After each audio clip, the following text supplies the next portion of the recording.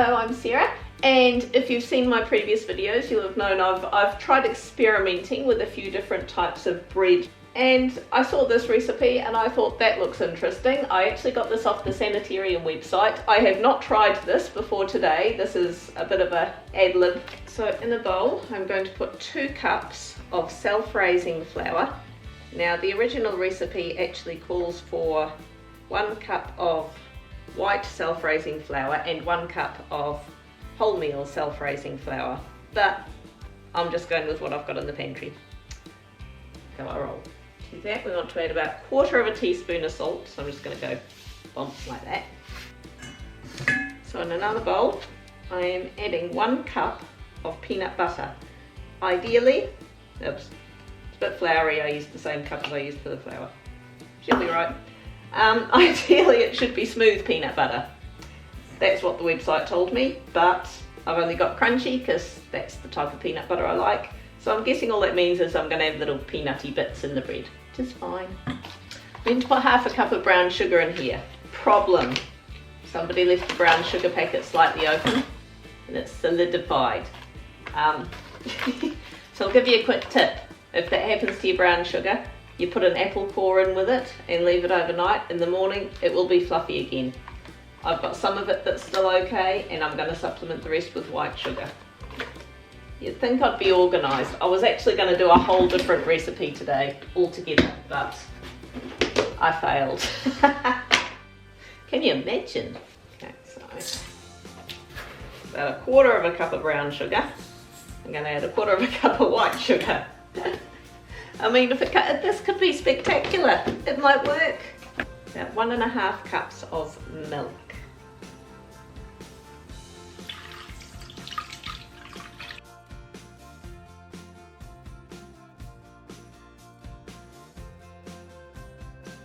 I'm going to mix those up together.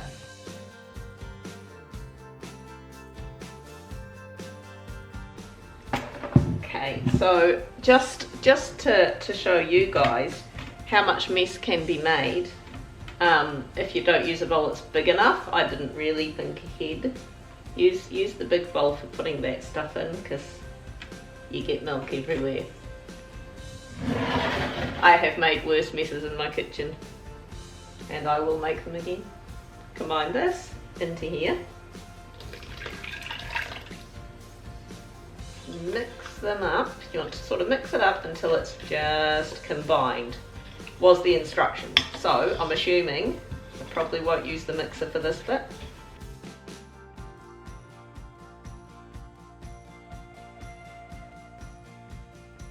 I've just greased a loaf tin. This is just my normal bread loaf tin, about 23 by 13 centimetres.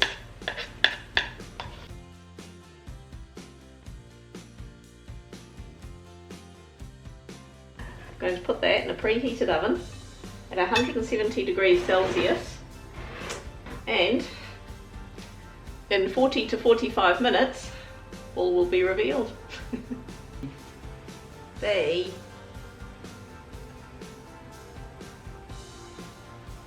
on. Go. Well, there you are. You want peanut butter. Here's some sugar water. So that's what you do. If you get a bee in the house, just mix up a bit of paste with some sugar and water, and they absolutely love that. I might just leave that outside for the bees to eat. They'll love me for it. There was I before I was so rudely interrupted by a bee. Look at that. It so smells peanutty. Looks wise, it looks a lot like the recipe I tried a while back, that cheese and bacon loaf. It looks more scone-like than actual, you know, loaf of bread-like, which, going by the ingredients I put in, isn't really that surprising. You meant to leave it in here for 5 minutes to cool off, which I think it's had during the time I was chasing the bee. Don't ever feed bees honey, by the way. Like just honey that you get out of your pantry, unless it's honey from your own beehive, but you know. But yeah, you can really cross-contaminate if there's any diseases or anything in that beehive. You can really cross-contaminate Always just give them sugar water. Or go pick a flower if you're trying to get a bee out of your house. Pick a flower and see if the bee wants to, you know, hang out on it for a bit and then take it outside on it. Well, that worked well, didn't it? Okay, now, the great day I've been having has not really continued. I went and turned it out. I was just impatient. So I made an absolute mess of turning that out. Look at that. However, so what I'm going to do is, I'm going to make this again tomorrow. And I'm just going to like flick to the bit where I'm turning it out.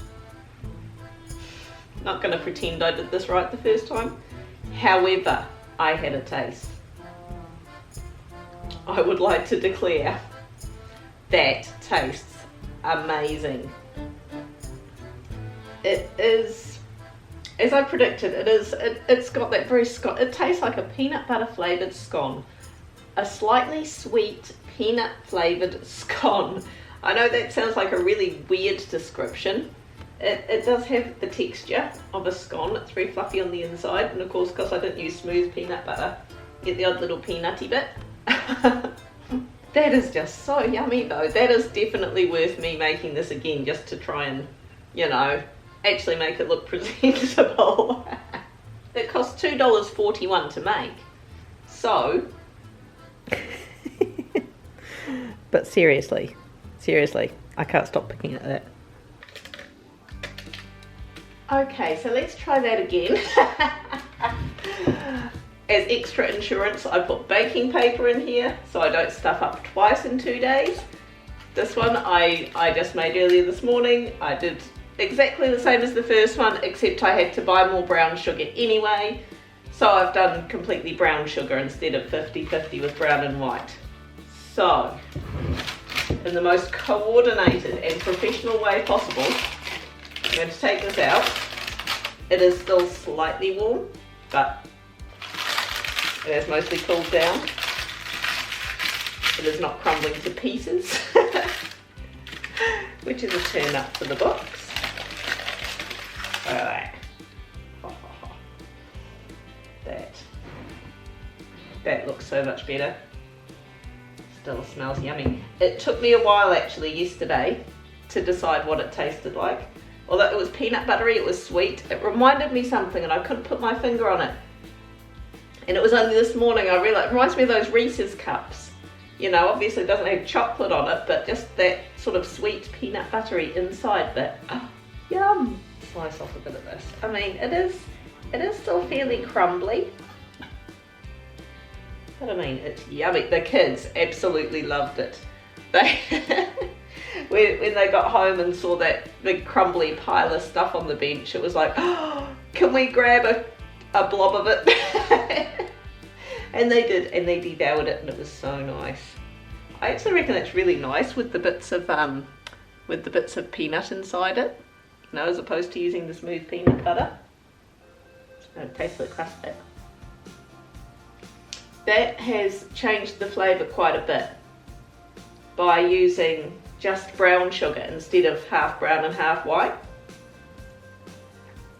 It doesn't taste as sweet. This is much more savoury. I think it'll be nice with a bit of butter on it actually. I actually think I prefer it with half brown, half white sugar. Don't get me wrong, this is still really nice. The kids are going to demolish it. Yeah, I think, you know, chuck it under the grill with a bit of cheese or just a bit of butter. That is still a really, really nice flavour. Actually, I'm not sure which one I like better, to be honest. I just bit into it and I immediately, I expected that hit of sweetness that I had with the other one. And you don't quite get that with this, but that is still really, really nice, especially if it's just slightly warm still. Hit like, leave me a comment, hit subscribe. As always, I'll put the recipe down below with the different sugar options. And yeah, we'll catch you later. Bye.